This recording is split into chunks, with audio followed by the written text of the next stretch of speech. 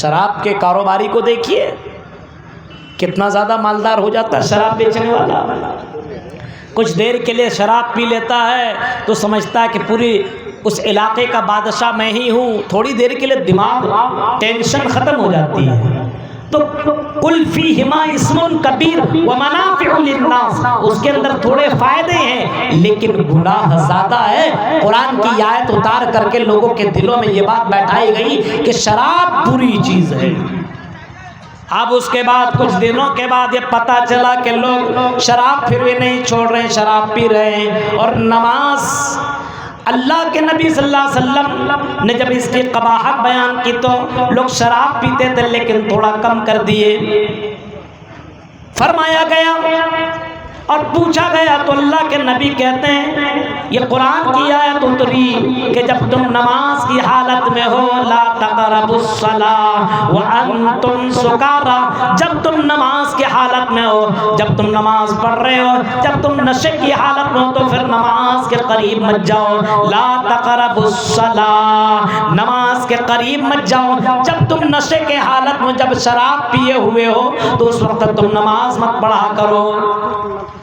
یعنی یہ بتایا گیا کہ شراب اتنی بری چیز ہے کہ عبادت، شراب پیو گے تو عبادت نہیں ہوگی. شراب پینے کے بعد نماز نہیں پڑھ سکتے ہو. صحابہ کرام اور بچنے لگے. ظہر، عصر، مغرب، عشاء، اس کے بعد تو نماز شراب نہیں پیتے تھے کیونکہ ان کو معلوم تھا کہ شراب کا نشہ نہیں اترے گا. اس وجہ سے صبح میں پی لیتے تھے تاکہ ظہر تک نشہ اتر جائے، رات میں پی لیتے تھے تاکہ فجر تک شراب کا نشہ اتر جائے. لیکن پھر بھی ابھی شراب سے محبت ختم نہیں ہوئی تھی، شراب لوگ پیا کرتے تھے. قرآن کی جب یہ آیت اتر گئی، قرآن کی جب یہ آیت اتر گئی انما الخمر والمیسر والانصاب والازلام رجز من عمل الشیطان فاجتنبوه لعلکم تفلحون.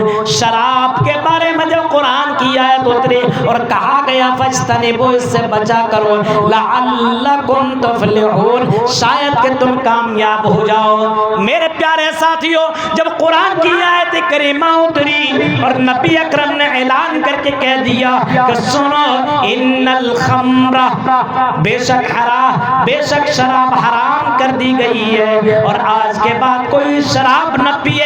اعلان کرنے والا، ندا لگانے والا، آواز لگانے والا، پیغام سنانے والا ایک میسنجر مدینہ کے گلیوں میں چلتا ہے، گھوڑے پہ سوار ہو کر کے اعلان کرتا ہے کہ لوگوں، شراب پینے والوں، شراب سے محبت کرنے والوں، شراب کے بغیر نہ رہنے والوں، سن لو، اللہ کے نبی نے اعلان کر دیا ہے ہاں کہ شراب حرام کر دی گئی ہے.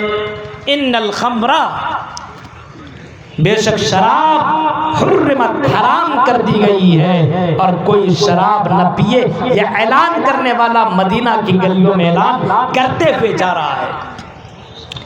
حضرت انس بن مالک بیان کرتے ہیں، منظر سنیے، منظر کیا کہتے ہیں کہ میں حضرت ابو طلحہ کے گھر شراب پلا رہا تھا لوگوں کو. شراب کی پارٹی چل رہی تھی.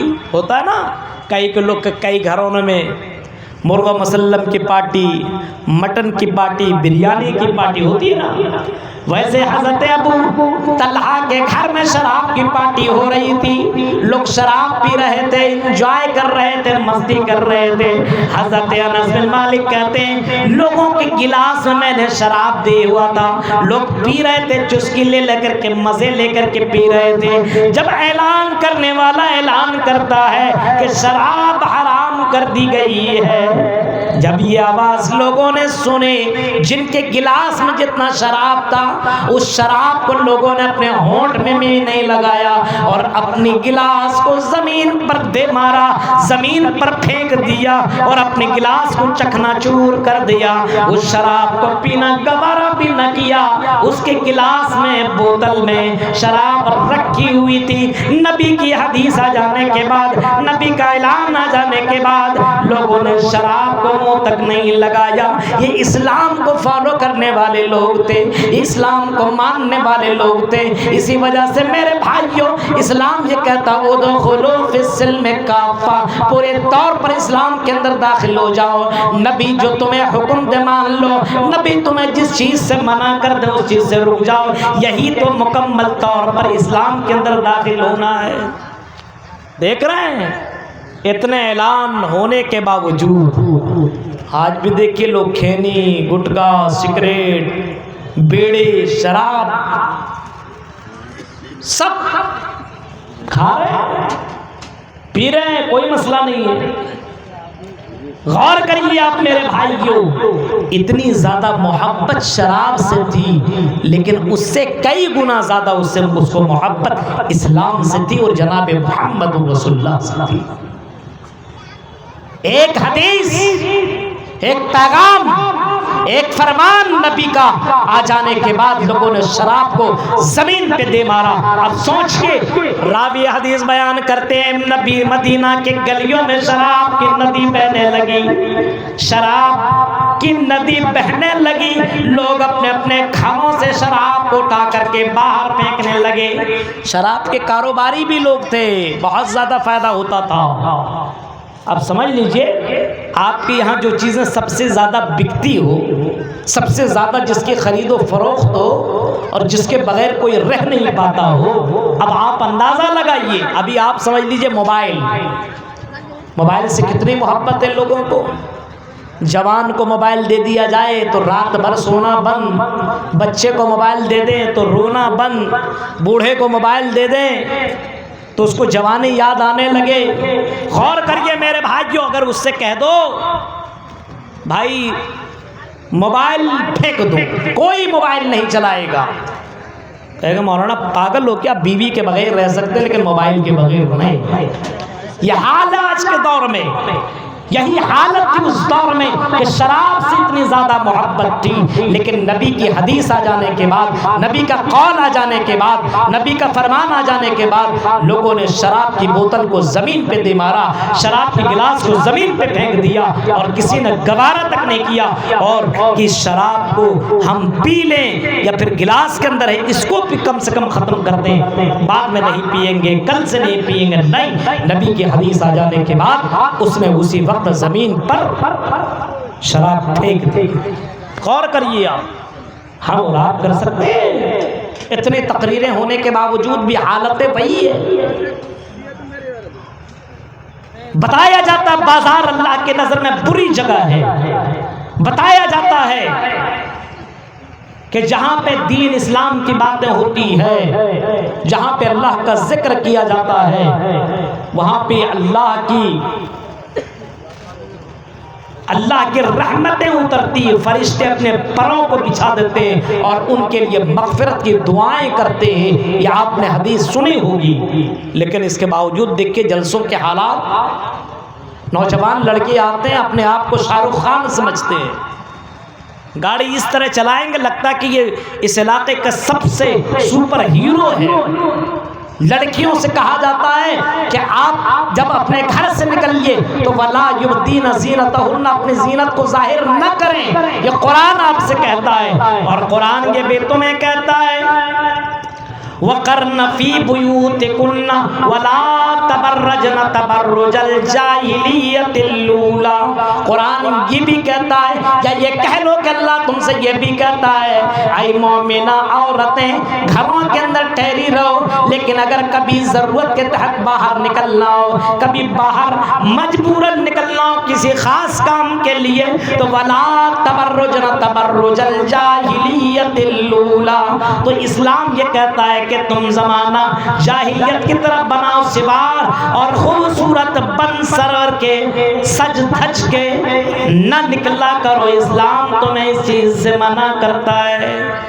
لیکن قرآن کی آیت کے بالکل خلاف کام ہو رہا ہے۔ گھر کے اندر رہے گی کوئی میک اپ نہیں، گھر کے اندر رہے گی کوئی زیب و زینت نہیں، گھر کے اندر شوہر کے سامنے ہونا چاہیے لیکن نہیں، گھر سے باہر نکلنا ہو اور اگر شوہر کہتے ہیں آج چلیں گے تھوڑا سا بازار کچھ شاپنگ کے لیے، 1 گھنٹہ میک اپ کرے گی، 1 گھنٹہ غور کیجیے آپ، جلسوں میں رات کی تاریکی میں جلسہ سننے کے لیے آ رہے نئے نئے کپڑے، وہ میک اپ، وہ پرفیوم، وہ چوڑیاں، وہ پاسیب۔ اب غور کریے میرے پیارے ساتھیوں، یہ قرآن کی دھجیاں اڑائی جا رہی ہے، اب یہ اسلام کو کتنا فالو کرتی ہے آپ سمجھ سکتے ہیں۔ اس سے زیادہ کچھ کہنے کی ضرورت نہیں ہے، اسلام کو کتنا ماننے والی ہماری قوم کی بیٹیاں اور ہماری قوم کی بہنیں ہیں۔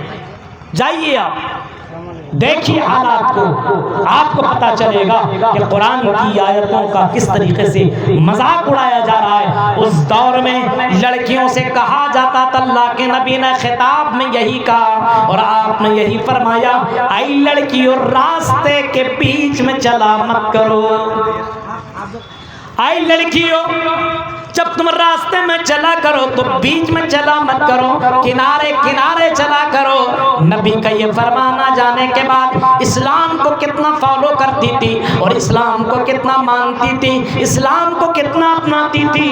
غور کرو میرے پیارے ساتھیوں اور میری پیاری بہنوں، غور کرو، اللہ کے نبی نے اتنا ہی کہا تھا۔ حدیث میں آتا ہے کہ لڑکیاں راستوں کے کنارے چلنے لگی اور دیوار سے اتنا سٹ سٹ کے چلنے لگی، اتنا چپک چپک کر کے چلنے لگی کہ ان کے کپڑے پھٹنے لگے۔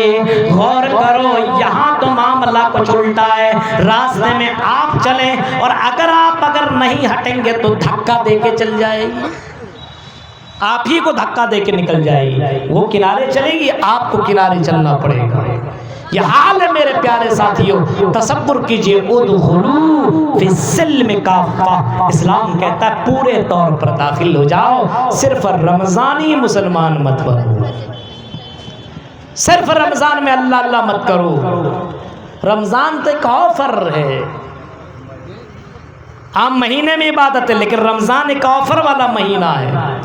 ایک اللہ متقی بننے کے لیے، جنت میں جانے کے لیے اللہ ایک آفر دیتا ہے۔ ہر کمپنی اپنی اپنی جگہ آفر دیتا ہے کہ نہیں؟ ہولی کے موقع پہ الگ آفر، فلاں کے موقع پہ فلاں آفر، فلاں کے موقع پہ فلاں آفر، ایسی اللہ آفر دیتا ہے۔